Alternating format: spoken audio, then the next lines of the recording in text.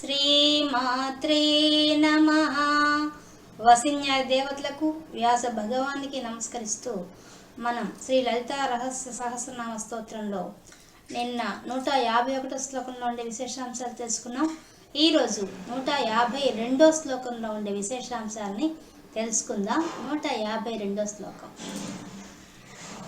కళానిధి కావ్య కళా రసజ్ఞ రససేవది పుష్టా పురాతన పూజ్య పుష్కర పుష్కరేక్షణ.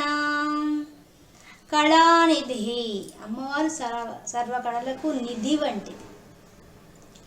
అన్ని కళలు ఆమెలోంచి వచ్చాయి, ఆమె దానికి నిధిగా ఉంది కాబట్టి కళానిధి.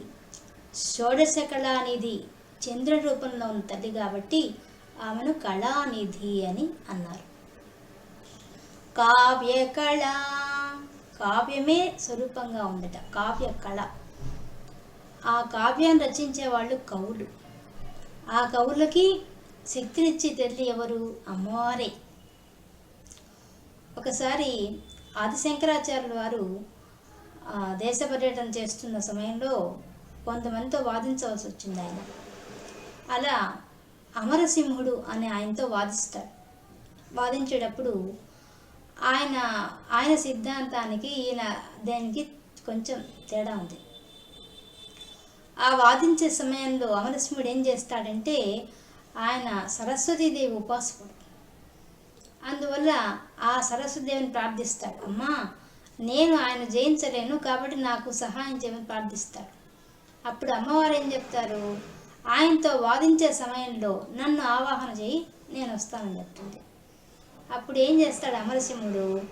శంకరాచార్యులకి తనకు మధ్యలో ఒక తెర అడ్డం పెట్టి ఒక కలశ స్థాపన చేసి ఆ కలశంలో సరస్వతీదేవి అమ్మవారిని ఆవాహన చేస్తాడు.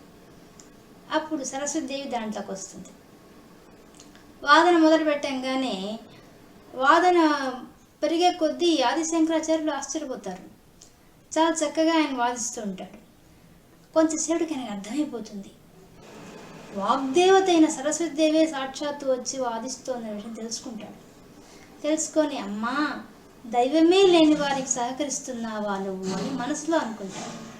వెంటనే సరస్వతీదేవి ఇక నేను జవాబు చెప్పనని చెప్పి మాయమైపోతుంది. అప్పుడు అమరసింహుడికి తెలిసిపోతుంది తన అజ్ఞానం ఏందో. అప్పుడు ఆదిశంకరాచార్య పాదాలు బట్టి క్షమాపణ వేడుకుంటాడు, నేను ఓడిపోయానని చెప్తాడు. అంతేకాకుండా ఆయన ఏం చేస్తాడంటే ఆయన అనేక గ్రంథాలు రచించుంటాడు. ఆయన జైన మతస్థుడు. ఆయన రచించిన గ్రంథాలన్నింటినీ కూడా ఒక్కొక్కటి తీసుకెళ్ళి అగ్నిలో ఆహుతి చేస్తూ ఉంటాడు. ఈ విషయం ఎవరో పోయి చెప్తారు శంకరాచార్యులకి. ఆయన వెంటనే వచ్చేస్తారు. వచ్చి అయ్యో, నువ్వు ఎటువంటి వాడివైనా ఈ గ్రంథాల్లో చాలా గొప్ప విషయాలు రచించినావు, నువ్వు ఎందుకు ఇలా చేస్తున్నావు నువ్వు అని చెప్పి ఆయన చేసే కార్యక్రమాన్ని ఆపుతాడు. అప్పుడు ఆయనకి ఒక్క కావ్యమే మిగిలిపోతుంది, అదే అమరకోశం ఆయన పేరుతో ఉండేది. అటువంటి అమ్మవారి కటాక్షంలా ఉంటుంది.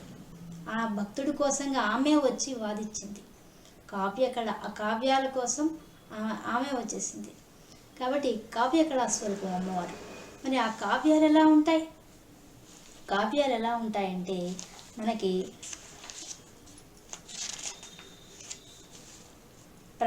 ప్రభు సంహితాలు, మిత్ర సంహితాలు, కాంతా సంహితాలని కావ్యాలు ఉంటాయి.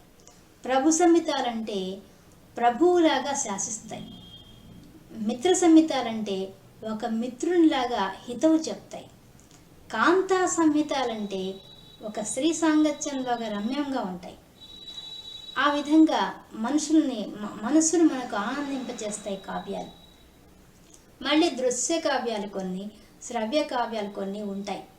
మళ్ళీ వాటిల్లో కూడా మళ్ళీ పద్య కావ్యాలు, పద్య గద్య కావ్యాలు, చంపు కావ్యాలు ఎన్నో రకాలు ఉంటాయి.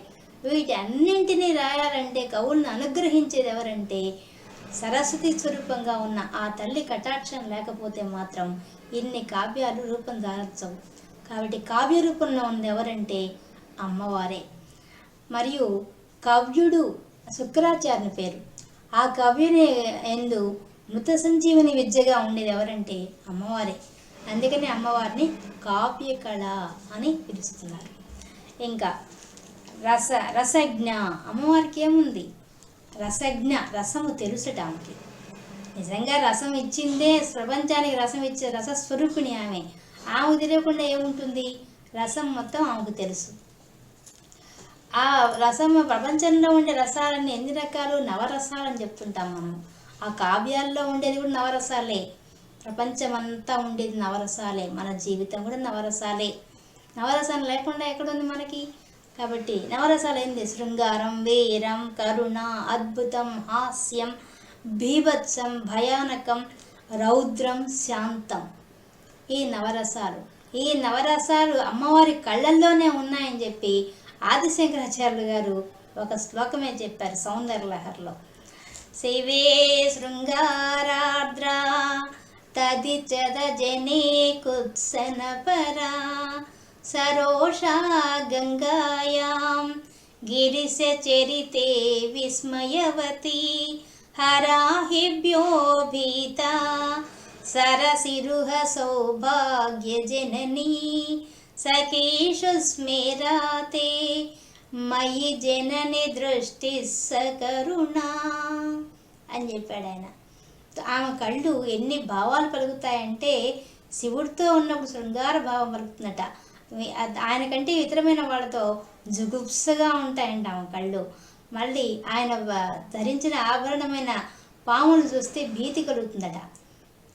గంగను చూస్తే రౌద్రం వస్తుందట. ఈ విధంగా ఆయన కళ్ళల్లోనే నవరసాలను పలికిచ్చాడు ఆదిశంకరాచార్య గారు. అటువంటి నవరసాలను ప్రపంచంలో ప్రవేశపెట్టింది ఎవరు? ఆమె. ఇంకా రసం అంటే మనం రసేంద్రియం, నాలుక. మన నాలుకను చూస్తే మనకు ఆశ్చర్యం వేస్తుంది. ఎన్ని రకాల రుచులను చూస్తుంది అది. ఎలా తెలుసుకుంటా ఆ భగవంతుడి సృష్టిలో అద్భుతం ఇది. మనం ప్రతిరోజు పొందుతున్న ఆనందం ఇది, ఆనంద అనుభూతి. ఎన్ని రుచులు చూసి ఆనందిస్తున్నాం మనం. ఎన్ని రుచుల్ని తెలియజేస్తున్న ఆ చిన్న అంత నాలుకలో ఇన్ని సృష్టించేసింది అమ్మవారు. ఆ రసస్వరూపంగా అక్కడ కూర్చోండి దాన్ని మనకి తెలియజేస్తోంది ఎవరు? అమ్మవారే.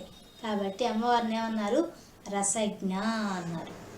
రససేవది, రసానికే ఘనిగా ఉందట అమ్మవారు. రససేవది.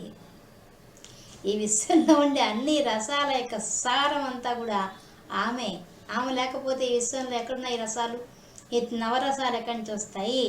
అసలు మన జీవితం అనే ఆనంద అనుభూతి అనే ఒక రసం కూడా లేకుండా పోతుంది. అవన్నీ ఆమె కారణం మీద ఆమెలోనే ఉన్నాయి.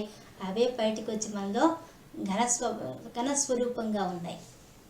కాబట్టి అన్నిటికన్నా గొప్ప రసం బ్రహ్మానందం. ఆ బ్రహ్మానంద స్వరూపంగా ఉండేది కూడా అమ్మవారే అని చెప్పి కాబట్టి రససేవదిహి అని చెప్తున్నారు. ఇంకా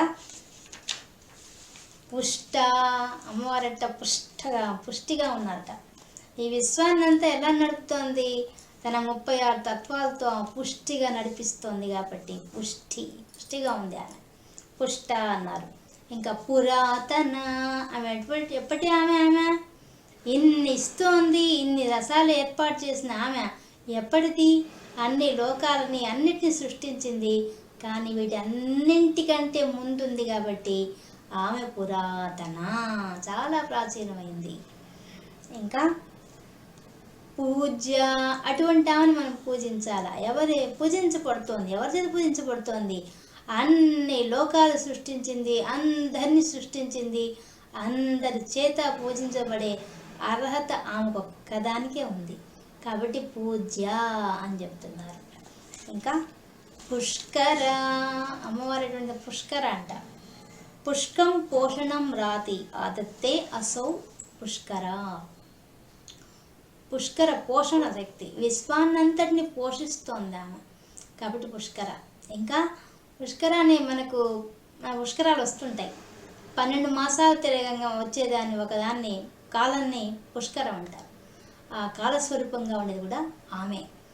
అంతేకాకుండా ఇది విశాఖ ఏందు సూర్యుడు, కృత్తికలో వచ్చే చంద్రుడు ఉండే కాలాన్ని యోగకాలం. ఆ యోగకాల స్వరూపంగా ఉంది కాబట్టి దాన్ని కూడా పుష్కర కాలం అంటారు, పుష్కర యోగం అంటారు. ఆ పుష్కర యోగ కాల స్వరూపిణిగా ఉండేది కూడా అమ్మవారే కాబట్టి పుష్కర అన్నారు. ఇంకా పుష్కరేక్షణ,